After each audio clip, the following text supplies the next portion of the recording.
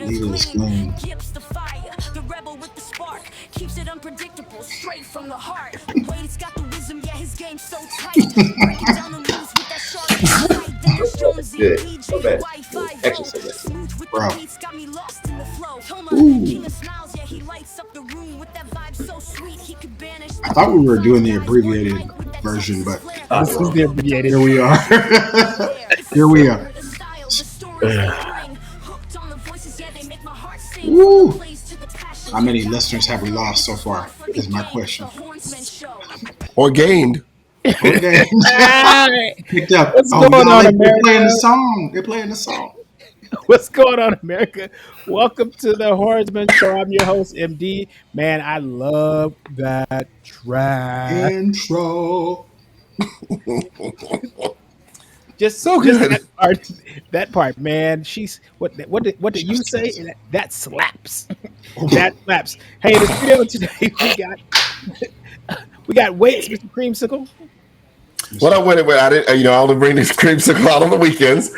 Shout out to Team USA. They playing in international friendly. So I got the one nation, one team. Shout out to Thoma, how he love the military, man. I'm on for you, brother. Thoma T in the booth. What's going on, T? Hey, what's going on, America? We're smiling through it all. Got another dub, and we're going to talk about it. But very happy to be here on a Tuesday. Yep, what's up? It's your boy Gip. Some Gridiron Gospel on a Tuesday. As we move into week 3. I know it's biblical. It's philosophical. It's we're bringing new information that they've never seen before. Wait a minute. That boy speaking from the mountaintop.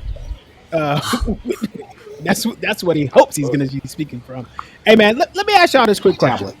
I'm in HEB. HEB is one of my favorite grocery stores. Shout out to HEB.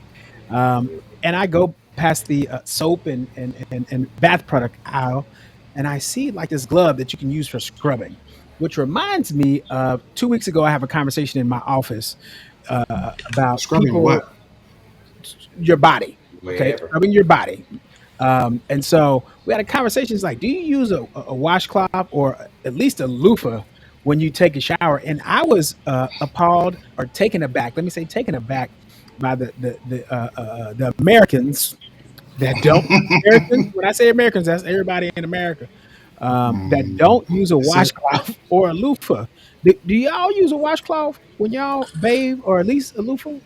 I think there's a racial component to this, but I'm not going to go there. Waits, it is.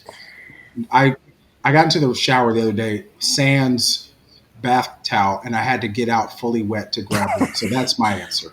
Yeah, I'm a bath, face towel, washcloth, same thing. I was told that people are no longer trying to use bath towels and washcloths because of bacteria. But then I said, actually, Jordan's daughter says, but the washcloth is in the same washing machine that the towel that you dry off in. So if the dry off towel has no bacteria, how does said washcloth has bacteria? So at that point, if I had any question, if I was gonna keep using it, I for dang sure gonna use it, because when a 10-year-old can say, ain't no bacteria on that washcloth, if ain't no bacteria on that dry off towel, then I'm riding with it. Washcloth, throw the doves up. That actually sounds nasty, but I would say so. I'm a bar soap only kind, and I'll be real with you, and I'll just give you some hospital perspective. Think about a loofah, right? All the holes and all the indentions. A loofah by far is going to carry much more potential bacteria than a washcloth would be second. But a bar soap is the least from a bacteria standpoint, and I would put that on a pick'em. We could put that on a pick'em, and I would be the lead on that. Do you wash off the bar soap? No, so there's also. And you put it on. What you talking about? You want to throw it in the washing machine? Weights with your dry towel? So what? So let me. So I got a few things. Let me say a few things real quick. Number one, hotels across America put in washcloths to wash your body with. So there's one sign that actually put them in so I can put them in my use. That's marketing. Number two, you're from the military background with a family, and your people from the military only had 2 minutes to take a shower, so they probably couldn't get no washcloths. and really not hot water. So you're right about time is that. of the essence. You're right about that. And you from the country, so maybe y'all couldn't afford washcloths. So maybe Well, they said the opposite. They said washcloths are for poor people. They said that's a tool for the poor. Is what I've heard. Or clean, pick them. Yeah, no, I fully support it. Hey, America, weigh in. Put it in the comments. Like A, washcloth. B, loofah. C, CDs, soaps. Jack Handy. Jack Handy, yes. No, actually, Next topic. There's like an African. There's like another big African. It's like a big, long, stretched out loofah that somebody hit me up the other day. Said they start using those too to help clean. I'll look at them just in a second, but it's a new cleaning thing. But before we go any further, this week, got some discussion going on. We have a real quick from him. MD, your mic is challenged. Okay. Yeah. Speaking back. to the mic, You're like back. It's a loofah. You're like back. It's a loofah. No, you're back. And I'm back. Before we get started, before we get into the show, we got a real quick announcement. Okay, let me. Right. And I think this that is like I'm gonna say 30 and up. You trying to relive your Gregory days, In the rec days. Out there, try to relive your rec sports days, and put out that extra weight on there. So, Jonesy, first of all, always take care of yourselves, gentlemen and ladies. But on this day, Friday, he chose to get up underneath. He wanted to add 45s on each side, So here's where it went south, right? So simple math is 45 on one side, 45 on the other side, 45 for the bar. It was only 135 pounds that he was lifting up. So when they handed it to Jonesy, it was an eruption. An earthquake hit the gymnasium, and he said, so it tilted like this, right? And when he went like this, he said the reason he couldn't lift it up was because the pad underneath it stopped. He said, help me now. Too much padding. And I said, but the padding is there's a whole other side of said padding. So we as a collective unit immediately saved him because it would have always there. If he wasn't heavy, that 135 pounds Would have been heavy either. Hey, so big shout out to our guy Jonesy, celebrating his birthday this week. Hello.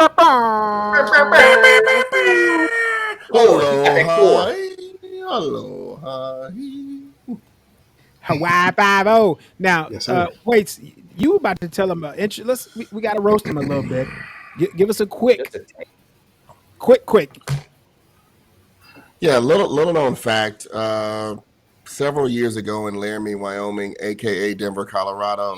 Shout out to G Walls. We decided to go to a game because MD and G Walls said, "Well, when else will we ever go to Laramie, Wyoming?" And ironically, none of us have been back. So it was Jonesy's birthday. Jonesy at some point hailed from Aurora, Colorado. And he says to us, "Oh man, it's my birthday. It's going down." We're like, "Yeah, it's your birthday." What he didn't remember was every shot and every alcoholic drink is doubled due to alcohol being at the altitude. And so where it went south was, and all these guys that are on this, plus a guy named Aaron Terry, and plus a guy named Greg, were all there. And as a friend of Jonesy, I was like, "I'm gonna stick with you, man. I'm gonna stick beside him. And so we went to this bar, and shout out to Neil Smith. He was there. He was the other black guy in the entire bar. And so we have these drinks. Shout out to the Colorado cross country team. They were there. And so then all of a sudden, Jonesy, he was overserved, even though he was serving himself for his birthday. And so when that happened, I made the executive decision as a friend to go to the car with Jonesy. Unbeknownst to me, my friends, Marlon, Thoma, Kali, AT, Greg, all decided to go to a different bar. It's a place called Lodo. The irony of this is I could see them from the parking lot as I was taking Jonesy to our SUV. I could see them. And so, not going to lie to you guys, desperation set in. And when desperation set in, I then text message to people and say, "Hey guys, come quick. Jonesy has decided to go to sleep." And Jonesy decided to go to sleep under the car. We've all been there. And then I say, Jonesy, no one looks like us, and it's going to be very, very, very, very large issue of us just deciding that we're going to sleep underneath the car in the parking lot with other cars. So I say, not a problem. Very quick. I'll text my friends. I text the friend, nothing. I then call the friends, and I see it was a flip phone I saw, and the person they're on the show right now, and they decided to say this when I called. They looked at it, it lit up, and they said, "That's the closing." Okay. That's terrible. That's terrible. That's awful. That's really bad. Bad friendship. They did it. They did it. I called again. I was furious. I was like, he's about to die. Please, somebody come save us and also not go to jail. So moral of the story is, don't go with your friends to Denver, Colorado for your birthday because you will make an executive decision to not only sleep underneath the car, but we ain't going to tell you the rest of the story where Jonesy, we had the luggage cart him in. Final destination.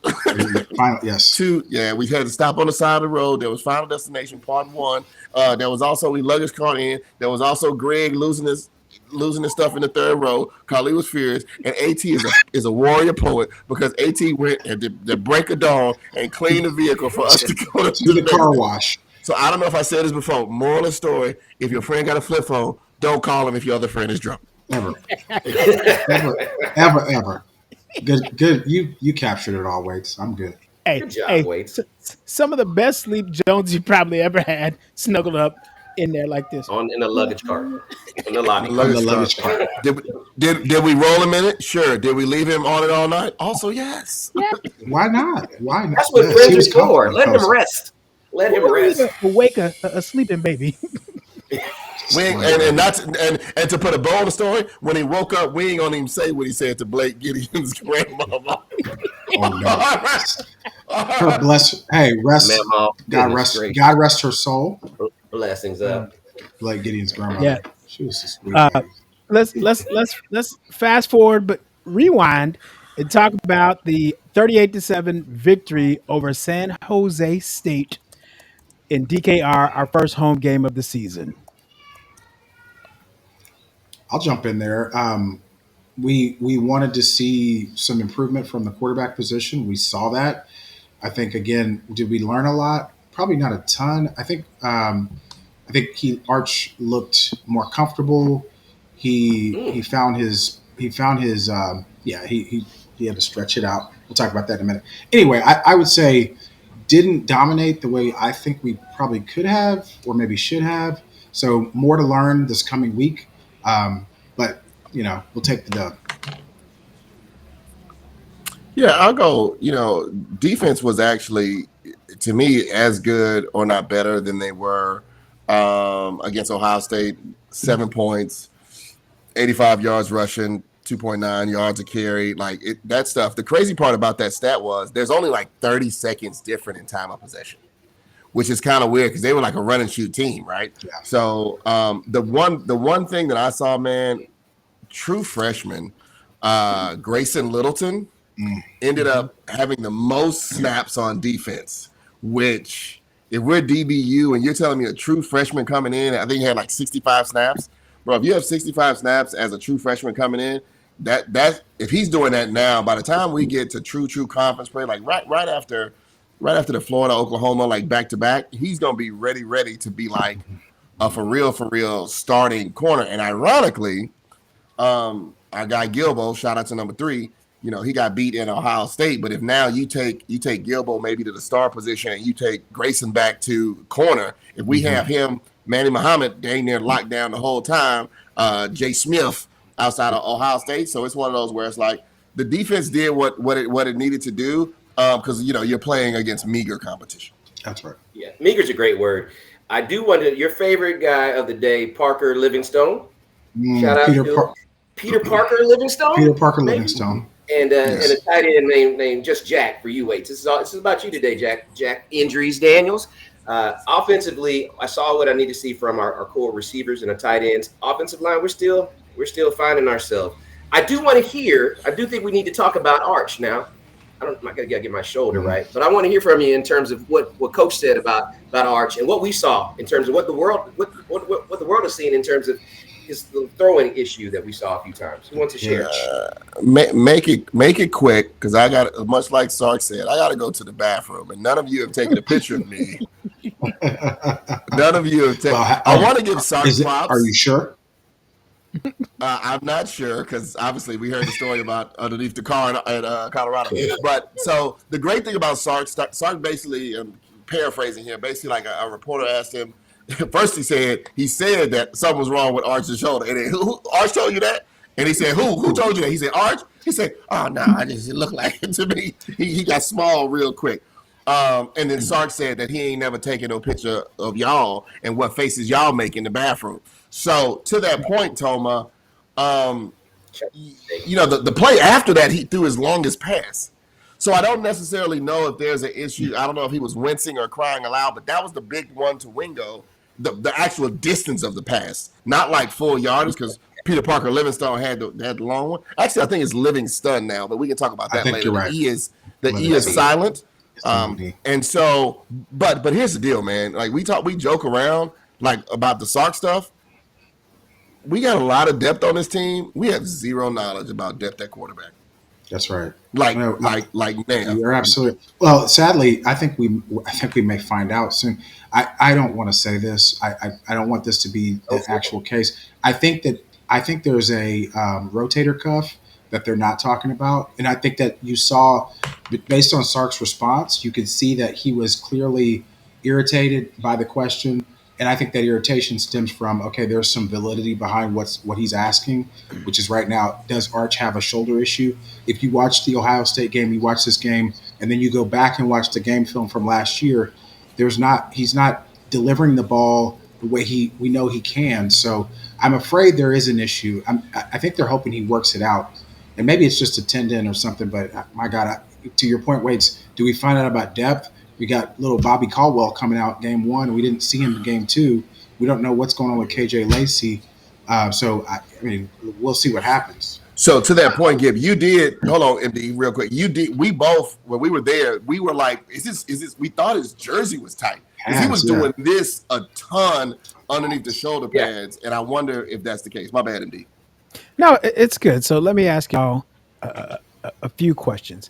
Number one, how much of the game did Arch play?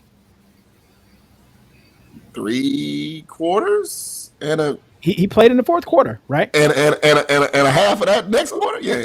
Yeah. So if there was really a problem with Arch and his arm, do you think the coaching staff, after we're up by 30, they're like, you know what? We know you got an issue. So, but we're going to leave you in the game. Let's be smart about that, guys. They're not leaving him in if he has an issue, if there's a rotator cuff, a motorboat cuff. They're not leaving him in the game, man. We're smarter than that. Come on now. So they might take him out if it was a motorboat cuff. The motorboat cuff has taken several people down. You're right. Several people. You're probably right. We're probably wrong. It doesn't look consistent with what we saw last year. Well, yeah, I mean, it's a concern. It's a concern. It's a going concern. It's like when you do something bad, you're like, oh, shoot, I didn't mean to do that. Like, it's just natural. Like, and he's like, oh, God, dog it, why did I do that? Like he knew as soon as the ball left his hand multiple times, it wasn't going to make it. Why did I throw that? He knew immediately, like, God, dog. Or if you're in Colorado, you're like, oh, why did I text him and he said Oh gosh. Okay. Hey fellas, let's go ahead and jump into our upcoming game against the UTEP Miners. Shout out to my boy P Love and Alex Franco, UTEP Miners. UTEP coming in 1-1 after a victory over UT Martin this past week. What can we expect? What can we expect from the offense? I'm gonna put some expect on their name, but what can we expect from the offense in this coming week? Well, you're talking about from the Texas offense, Marlon, I assume, or you're referring to the UTEP offense?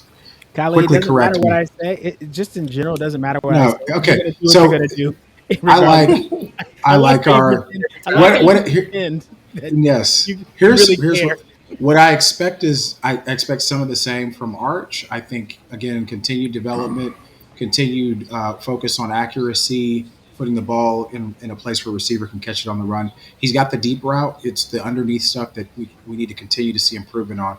Our offensive line, as Wade's touched on, is a work in progress, particularly as it relates to those wide zone splits and the runs on the outside. We can run up the middle, but when it comes to running, horizontally and then up to the field, it doesn't look good, and it didn't look good against San Jose State. So, but Peter Parker Livingstone is a revelation, or Livingston. He's the Jordan Shipley to Arch's Colt McCoy, and I love it. We got 2 or 3 backs that we can count on. We've got our Andrews, Jake, Big J. He's amazing. Jake, same thing. So our offense should have no issues this weekend. Yeah, it's funny you say offense, and then we're going to talk about defense. You know what we really need to not have? I don't need to have 12 penalties. So it doesn't make any sense that we're playing the mighty Spartans. Shout out to Thoma. Are you not entertained? Where's Sparta? All these things. There's no reason that there's 12 penalties. Our very first play on offense, we do 30-plus yards, and then we get a holding call back. I also don't need 2 touchdowns from anybody. I need 5 different receivers to have 1 touchdown. And it's so funny now because Peter Parker's like this veteran to us now, right? It's his second game, right? So where is can I get Lockett, the true freshman? Can I get Jamie French, the true freshman? Can I get any of these new tight ends that we got? I just want to see. I want to see DeAndre Moore might be out. Yeah, but I want to see one of those. Oh my God, man. And for the first time ever, a Texas quarterback has 5 different touchdown passes to 5 different receivers. I need that. And then I also need to have a running back besides Cedric Baxter show me something. Because we know what Cedric Baxter can do. Contravion won't, I don't think he'll play, right? So Sark pretty much said he's saving him. And then I don't need allegedly our best player on defense, preseason All-American, to lead the nation in penalties, Colin Simmons. Maybe he's pressing, but here's the thing. We've been there for a minute, dog. I mean, some of us go all the way back to Tony Brackens. If Colin Simmons, they trying to put you up there to saying this, or Rackpo, or Sergio Kendall, or Derek Johnson, or Jackson Jeff Coat, like if you telling me all these folks, I need to see something other than 4 penalties. And there's an elephant in the room, and maybe it's called NIL, but we can talk about that later. But I just need lack of penalties on the deal. And Sark he said that he was going to get into, maybe that's why he said he was going to get into their butt because he didn't even talk about the bathroom. But it's a lack. It is a total lack of discipline that you're playing inferior players, and you every single thing had penalties. Offense, defense, and Jeff Blake's team. Yeah, I will tell you. You made a great point because chopped and screwed. Screwed. I did make a great point. And my great point and that was it. Tell me where you done froze him up. You can't even think. I can't hear. I guess I'm out. Oh, you're back. You're back. No, you're back. You're back. Okay, yeah. I'm back. Like I don't know. Nope. You're back.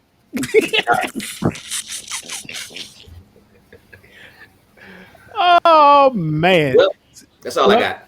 Hey, man, it's called a bar soap. Bar soap. Soap bars. See that's what happens. You got film all in the microphone. Y'all got that.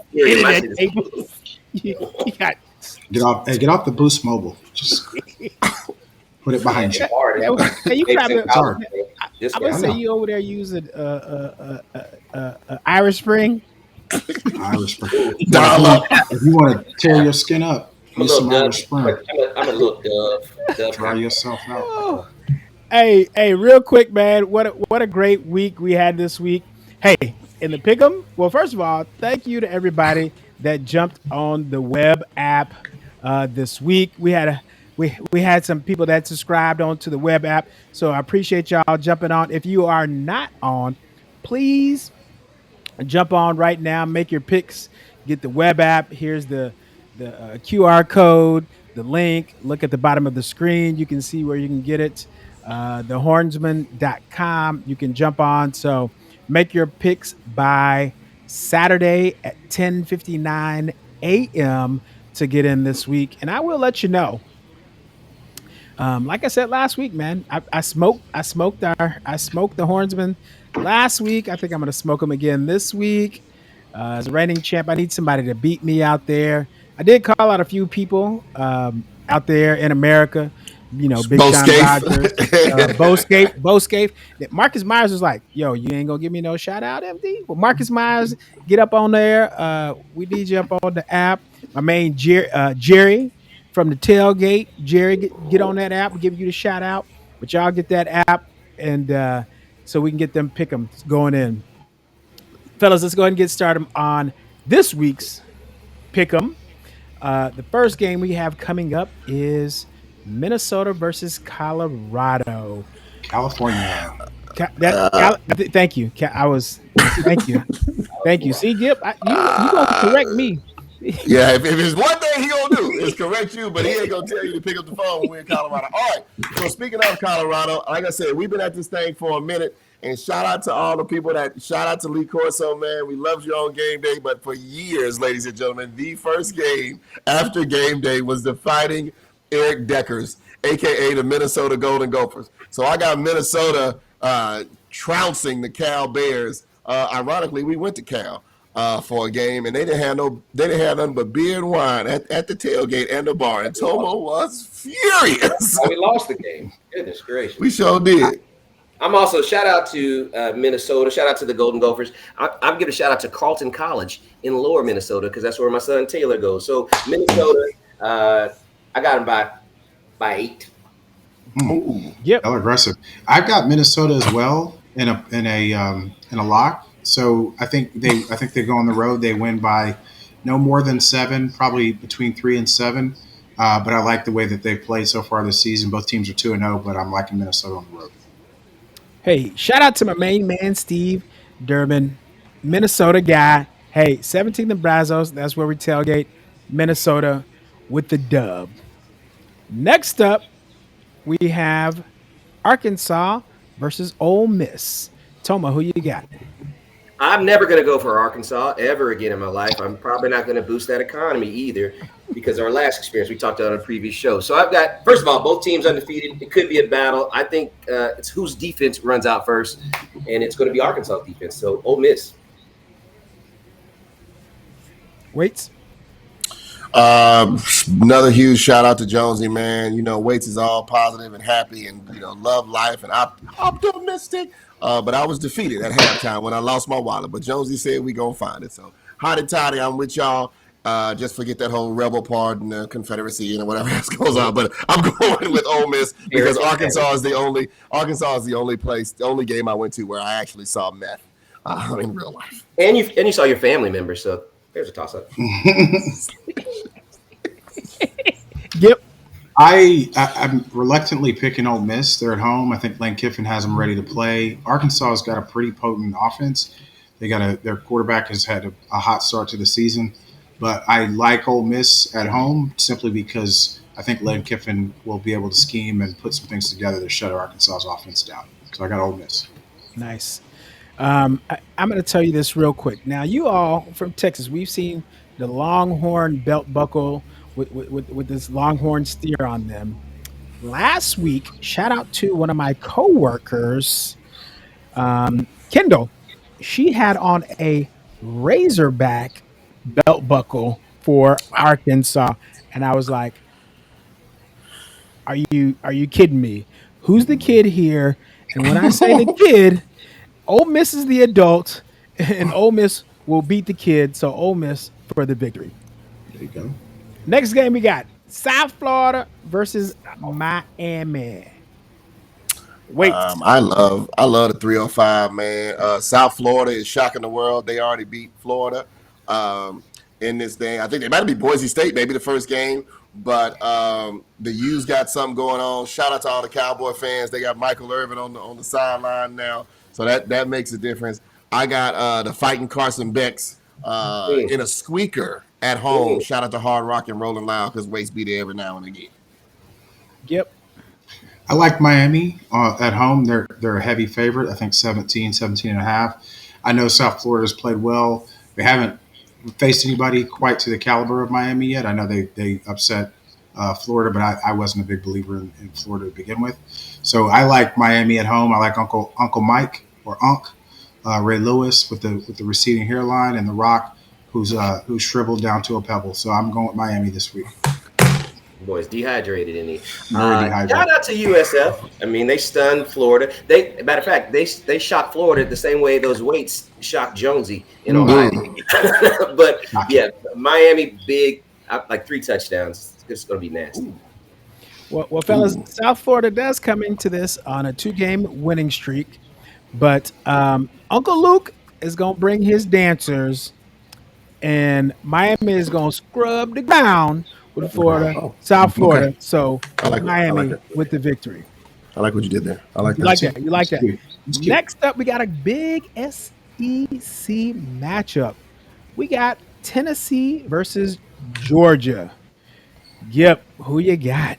Man, I'm really sad this game is on at the same time as our game, because this is a heavyweight matchup. I do have Tennessee going into Athens and pulling off a minor upset. Georgia's favored, I think, by 3.5. But Tennessee, Josh Heupel, as I pointed to the screen, I said this guy used to play quarterback at a Heisman level. He looks like he played pickleball at a Heisman level, but he's a hell of a coach.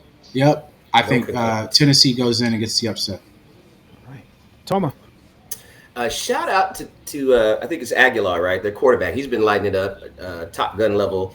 I just feel like Georgia is going to have too much defense and pressure, and we're going to see a difference in him. I think it's going to be a really close game. I got Georgia by 3 because I want to beat them when we go see them. So they can win until they see us again. Georgia. Wait. Yeah, ironically, the game is actually in Tennessee, so that is the reason why I'm going with the Volunteers. Neyland State. Yes. Ironically, another reason I was the only one on this that volunteered to take care of Jonesy on his birthday.